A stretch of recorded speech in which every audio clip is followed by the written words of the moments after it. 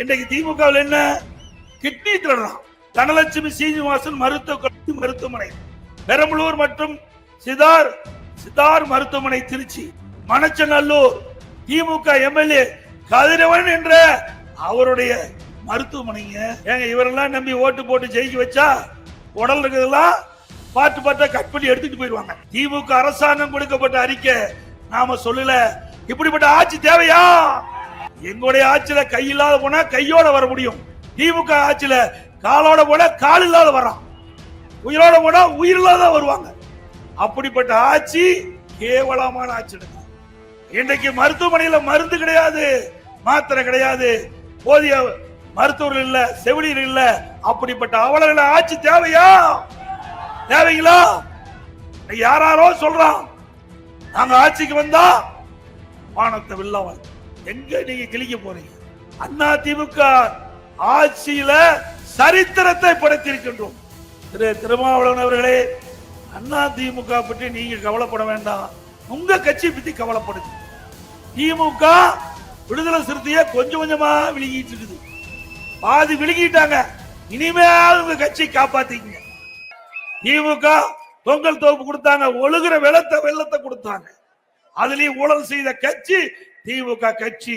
ஆக மக்களுக்கு எப்பொழுது என்ன வேண்டும் என்பதை ஆராய்ந்து அலசி பார்த்து அந்த காலகட்டத்தில் விவசாய தொழில் பொதுமக்களுக்கு தேவையான திட்டங்களை கொண்டு வந்து நடைமுறைப்படுத்தி அவர்கள் உள்ளம் குளிர்கின்ற வரை சிறப்பான ஆட்சி கொடுத்த அரசாங்கம் அண்ணா திமுக அரசாங்கம். இன்னைக்கு திமுகவில் என்ன கிட்னி திருடுறான். இன்னைக்கு நீ யாருமே ஆஸ்பத்திரிக்கு போக முடியாதாட்டு இருக்குது. இந்த ஆட்சியில இது அரசாங்கம் இன்னைக்கு வெளியிட்டு இருக்குது. அரசாங்கம் வெளியிட்டு இருக்குதுங்க, நாம வெளியிடல. இன்னைக்கு வந்திருக்குது அரசு குறிப்பு. இன்றைக்கு நாமக்கல் மாவட்டத்தில் கிட்னி திருடி இருக்காங்க. அந்த திருட்டு கும்பலை பிடிப்பதற்கு அரசாங்கமே ஒரு IAS அதிகாரி, மருத்துவத்துறை சேர்ந்த அதிகாரி நியமிக்கப்பட்டு அவர்கள் போய் சோதனை நடத்துறாங்க. யாரு அதுல சம்பந்தப்பட்டிருக்காங்கன்னா திமுக கட்சிக்கு சொந்தமான தனலட்சுமி சீனிவாசன் மருத்துவமனை, பெரம்பலூர் மற்றும் சிதார் மருத்துவமனை திருச்சி ஆகிய மருத்துவமனைக்கு மனித உறுப்பு மாற்று அறுவை சிகிச்சை சட்டம் 1994 பிரிவு 16 உட்பிரிவு 2 படி சிறுநீரக மாற்று அறுவை சிகிச்சை மேற்கொள்ள வழங்கப்பட்ட உரிமை பொதுமக்கள் நலன் கருதி தற்காலிகமாக நிறுத்தி வைக்கப்பட்டது. மருத்துவம் மற்றும் ஊரக நலப்பணி இயக்குநர் அவர்களால் ஆணை வழங்கப்பட்டு அந்த மருத்துவமனை யாருக்கு சொந்தம்னா மணச்சநல்லூர் திமுக எம்எல்ஏ கதிரவன் என்ற அவருடைய மருத்துவமனைங்க. ஏங்க இவரெல்லாம் நம்பி ஓட்டு போட்டு ஜெயிக்க வச்சா உடல் இருக்கிறதெல்லாம் பாட்டு கட் பண்ணி எடுத்துட்டு போயிருவாங்க. பாட்டா இன்னைக்கு யாருடைய மருத்துவமனை? திமுக எம்எல்ஏ அவர்களுக்கு சார்ந்த நிறுவன மருத்துவமனையிலிருந்து கிட்னி திருடப்பட்டதாக அவர்களுடைய அறிக்கை, திமுக அரசாங்கம் கொடுக்கப்பட்ட அறிக்கை. நாம சொல்லல. இப்படிப்பட்ட ஆட்சி தேவையா? ஏழை எளிய ஒடுக்கப்பட்ட நசுக்கப்பட்ட மக்கள் அவர்களுடைய சூழ்நிலையை கருதி அவர்கள் மருத்துவமனைக்கு போனா அங்கேயே கத்திரிக்கோள் போட்டு அழகா கிட்னி எடுத்துக்கிறான், லட்சக்கணக்கில் விற்கிறான். ஆனா அந்த ஏழைக்கு குறைந்த பணம் தான் கொடுக்கிறான். இப்படிப்பட்ட அவல ஆட்சி தேவைங்களா? இன்னைக்கு அண்ணா திமுக ஆட்சி இருக்கின்ற பொழுது 2 கையும் இல்லாத ஒருவர் என்னை வந்து சந்தித்தார். திண்டுக்கல்லை சேர்ந்த ஒரு தொழிலாளி, 2 கையும் கிடையாது அவருக்கு போயிட்டு சொன்னாரு. மருத்துவர் சொல்றாங்க, ஐயா நினைச்சா 2 கையும் பொருத்தலான்னாரு. எப்படிப்பா பொருத்த முடியும் 2 கை இல்லாதக்குன்னு? இல்லைங்க பொருத்தலான்னு மருத்துவர் சொல்றாங்க, நீங்க நினைச்சா எங்களுக்கு வாழ்வு கொடுக்கலான்னு சொன்னார். உடனே எங்களுடைய மக்கள் நல்வாழ்வுத்துறை அமைச்சர் ஆரம்பிச்சவர் டாக்டர் விஜயபாஸ்கர் அழைத்து இதை நீ ஒரு மருத்துவ குழு போட்டு இதை பரிசீலனை பண்ணுங்க. ஒரு மருத்துவ குழு போட்டு பரிசோதனை பண்ணி 2 கையும் இல்லாத ஒருவருக்கு 2 கையும் பொருத்தி இன்றைய தினம் அவள் திருமணம் செய்து வளமோடு செழிப்போடு வாழ்ந்து கொண்டு இருக்கின்றார். எங்களுடைய ஆட்சியில கை இல்லாத போனா கையோட வர முடியும். திமுக ஆட்சியில காலோட போனா கால் இல்லாத வரான், உயிரோட போனா உயிர் இல்லாத வருவாங்க. அப்படிப்பட்ட ஆட்சி கேவலமான ஆட்சி நடக்குது. இன்றைக்கு மருத்துவமனையில மருந்து கிடையாது, மாத்திரை கிடையாது, போதிய மருத்துவர்கள் இல்ல, செவிலியர் இல்ல. அப்படிப்பட்ட அவலங்கள ஆட்சி தேவையா? தேவைங்களா? அண்ணா திமுக ஆட்சியில சிறந்த மருத்துவ சிகிச்சை கொடுத்தோம். இன்னைக்கு இந்தியாவிலேயே சிறந்த மருத்துவ சிகிச்சை கொடுக்கின்ற முதல் மாநிலம் தமிழ்நாடு. நிறைய திட்டங்களை கொண்டாந்தோம். இன்றைக்கு ஒரே ஆண்டுல 11 மருத்துவக் கல்லூரி மருத்துவமனை கொண்டாந்து வரலாற்று சாதனை படைத்தோம். 2011-2021 வரைக்கும் 17 அரசு மருத்துவக் கல்லூரி மருத்துவமனை கொண்டாந்து ஏழை எளிய ஒடுக்கப்பட்ட நசுக்கப்பட்ட மக்கள் உயர் அறுவை சிகிச்சை செய்ய இந்த அரசு மருத்துவக் கல்லூரி மருத்துவமனை பயன்பட்டது. இன்றைக்கு இந்திய ஆட்சியாளர்கள் 4 ஆண்டு காலம் முடிவு பெற்று விட்டது. 5வது ஆண்டு அடியெடுத்து வைத்திருக்காங்க. ஒரு மருத்துவக் கல்லூரி கொண்டு வரும், 7 சட்டக் கல்லூரி, 67 கலை மற்றும் அறிவியல் கல்லூரி, 21 பாலிடெக்னிக் கல்லூரி, இன்றைக்கு 4 வேளாண் கல்லூரி, 5 கால்நடை மருத்துவக் கல்லூரி, 5 பொறியியல் கல்லூரி, ஐடி கல்லூரி, இப்படி ஏராளமான கல்லூரியை கொண்டு வந்து கிராமத்திலிருந்து நகர வரை இன்றைக்கு ஏழை எளிய குடும்பத்தில் பிறந்த மாணவ மாணவி பட்டப்படிப்பு படிக்கின்ற சூழ்நிலை நாங்க உருவாக்கி தந்தோம். யாரோ சொல்றான் நாங்க ஆட்சிக்கு வந்தா வானத்தை வெள்ளம். எங்க நீங்க கிழிக்க போறீங்க? அதிமுக ஆட்சியில சரித்திரத்தை படைத்திருக்கின்றோம், வரலாற்று சரித்திரத்தை படைத்திருக்கிறோம். மாணவ சங்கங்களை எண்ணி பார்க்க வேண்டும். எந்த ஆட்சி சிறந்த ஆட்சி என்று இளைஞர்கள் மாணவர்கள் எண்ணி பார்க்க வேண்டும். இன்றைக்கு மாணவர்கள் உச்சபட்ச நிலைக்கு வருவதற்கு காரணம் அதிமுக அரசாங்கம். அதை நினைவு கொள்ளுங்கள்.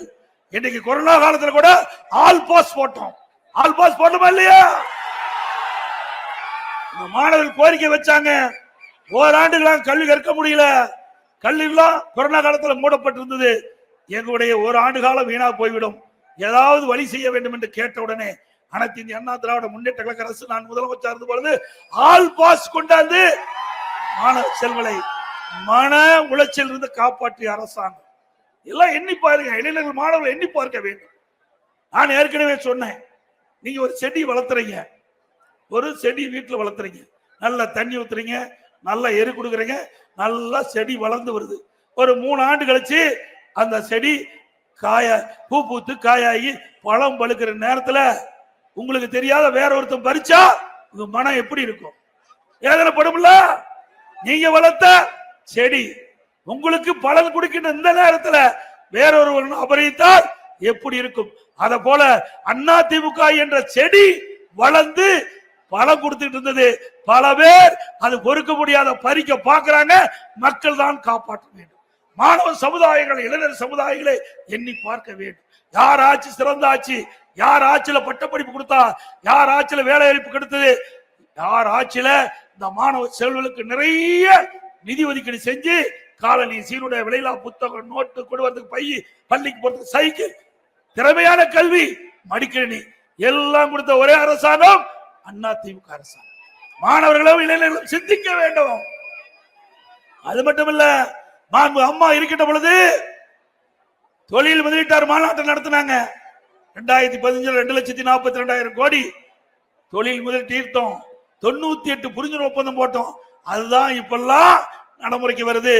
அம்மாவுடைய அரசு அம்மா வழியில செயல்பட்டு 2019 ஜனவரி மாசம் உலக முதலீட்டார் மாநாட்டை சென்னையில் நடத்தின என் தலைமையில 3,05,000 கோடி தொழில் முதலீட்டு ஈர்க்கப்பட்டு 304 புரிந்துணர்வு ஒப்பந்தம் போட்டோம். அந்த பணி இன்னைக்கு துவங்கி கிட்டத்தட்ட ஒரு 60% மேல் தொழிற்சாலை வந்திருக்குது. அதனால 10 லட்சம் பேருக்கு வேலை கிடைக்கும், இளைஞர்களுக்கு வேலை வாய்ப்பு உருவாக்கி அரசாங்கம் அதிமுக அரசாங்கம். இப்படி ஒரு திட்டமாவது இந்த 50 மாத திராவிட முன்னேற்ற கழக ஆட்சியில காண முடிஞ்சதா? காண முடிஞ்சீங்களா? மாணவர்களுக்கு நல்ல படிப்பு, படித்து முடித்த பிறகு அந்த இளைஞருக்கு வேலை வாய்ப்பு, இப்படி மாணவர்களை கண்ணை இமையாப்பதை போல காத்த ஒரே அரசாங்கம் அதிமுக அரசாங்கம்.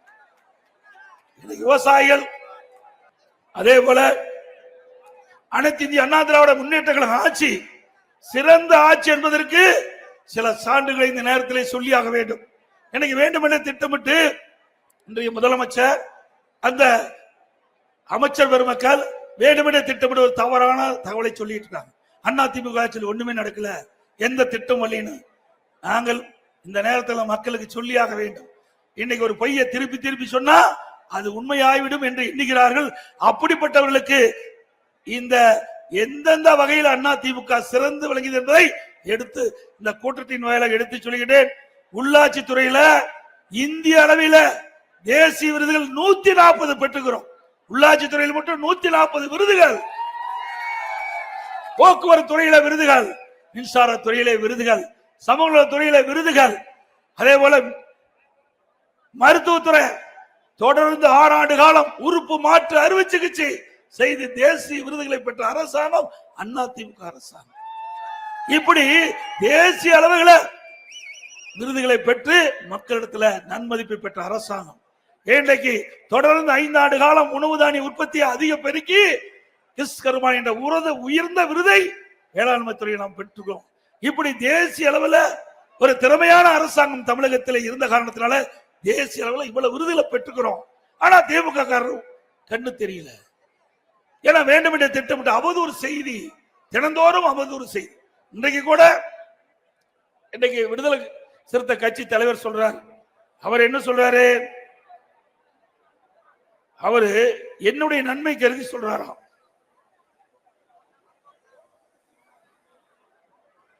திரு திருமாவளவன் அவர்களே, அண்ணா திமுக பற்றி நீங்க கவலைப்பட வேண்டாம், உங்க கட்சி பத்தி கவலைப்படுங்க. திமுக விடுதலை சிறுத்தைய கொஞ்சம் கொஞ்சமா விழுங்கிட்டு இருக்குது. பாதி விழுங்கிட்டாங்க. இனிமேல் உங்க கட்சி காப்பாத்திக்கங்க. திருச்சியில் நடைபெற்ற உங்களுடைய மாநில மாநாட்டுக்கு பர்மிஷன் கொடுப்பதே தடுமாறினாங்க.